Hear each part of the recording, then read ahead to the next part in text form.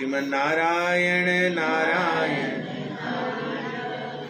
कार्तिक महात्म्य प्रथम दिवस, प्रथम अध्याय। एक समय नैमिषारण्य तीर्थ पर विश्राम करने वाले 88,000 ऋषि मुनियों के मध्य श्री वेदव्यास ने अपने शिष्य सूत जी से ऐसे विराजमान थे जैसे 9 लाख तारों के बीच में एक चंद्रमा विराजमान होता है।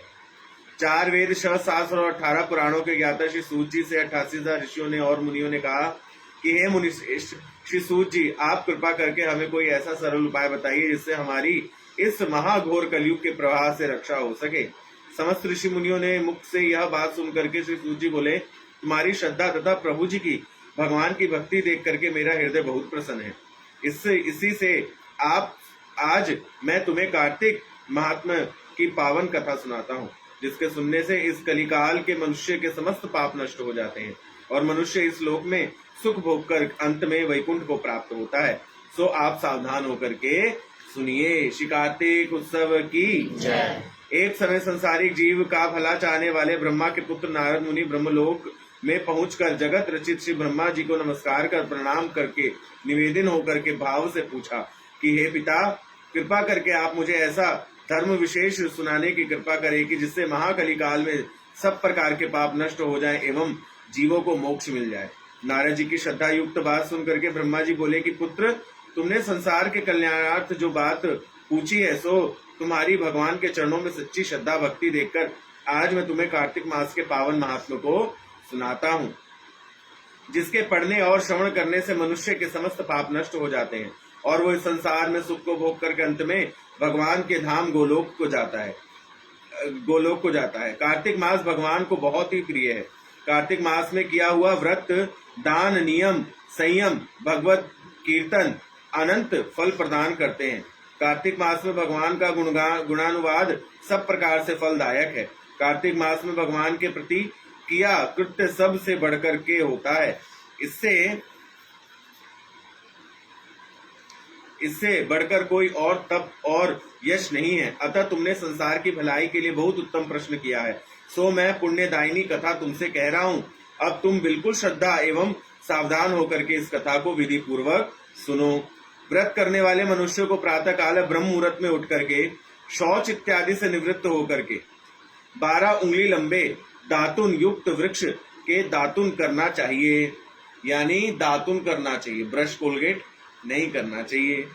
परंतु याद रहे कि श्रद्धा, सूर्य अथवा चंद्र ग्रहण और एकम तथा अमावस्या, नवमी, छठी, एकादशी और रविवार को दातुन नहीं करना चाहिए। इसलिए हम लोगों ने आज भी दातुन नहीं किया, क्योंकि रात्रि को क्या लगा था, चंद्र ग्रहण, इसलिए सुबह उठ करके ब्रश नहीं किया। ब्रश अब करेंगे, समझे, केवल कुल्ला किया। कितनी बार? 12 बार कुल्ला कर लेना चाहिए, उससे मुख शुद्धि हो जाती है। और एकादशी के दिन भी हमें दातुन नहीं करना चाहिए। जिस दिन दातुन ना करने हो उस दिन पानी से, मैंने कहा ना, 12 बार कुल्ला करके मुंह को खूब अच्छे से साफ कर लेना चाहिए। जब 2 घड़ी रात्रि हो जाए तो काले तिल, चंदन, चावल, पुष्प या कुशा लेकर तालाब, कुंड, नदी, संगम अथवा किसी भी तीर्थ स्थान पर पहुंचकर हाथ जोड़कर प्रार्थना करें कि हे भगवान, आप एवं लक्ष्मी जी प्रसन्न करने के लिए मैं समस्त कार्तिक मास में स्नान करूंगा। इस प्रकार प्रतिज्ञा करके श्री गंगा जी, श्री भगवान शिव, सूर्य और विष्णु नारायण का ध्यान करके नाभि पर्यंत जल में प्रवेश करके अच्छी तरह से स्नान करें। फिर जल से बाहर निकलकर देवता, ऋषि और अपने गुरुदेव एवं पितरों का तर्पण कर उनको प्रणाम करें। स्नान करके भेड़ बकरी की धूल से बचना चाहिए तथा छींक, थूक, कुत्ता, कौआ, ऊंट, उल्लू आदि से भी बचना चाहिए। यदि भूलवश इनमें से किसी का भी स्पर्श हो जाए तो पुनः वस्त्र सहित स्नान करना चाहिए। मिथ्यावादी, नीच प्रवृत्ति वाले आदमी से वार्तालाप नहीं करनी चाहिए। मिथ्यावादी मतलब झूठे आदमी से बेमतलब में बात नहीं करनी चाहिए। सुबह सुबह सब बात कर रहे होते हैं। इसके बाद षोडशोपचार विधि से भगवान का पूजन करना चाहिए। भगवान का अर्घ्य देवें और प्रार्थना करें कि हे भगवान नारायण, आप श्री राधा सहित मेरे इस अर्घ्य को ग्रहण कीजिए। इस प्रकार प्रार्थना करके उपान, पाद, अर्घ्य, आचमन, स्नान, वस्त्र, चंदन, अक्षत, पुष्प, धूप, दीप, नैवेद्य, तांबुल पुष्प, पंगुल फल, दक्षिणा, नमस्कार कर यह 16 चीजें भगवान की श्री विग्रह मूर्ति पर अर्पण करें। अंत में तुलसी दल से भगवान का पूजन करना चाहिए। इति प्रथम अध्याय संपूर्णम। श्रीमन्नारायण नारायण नारायण भजमन नारायण नारायण। श्री कार्तिक उत्सव की जय।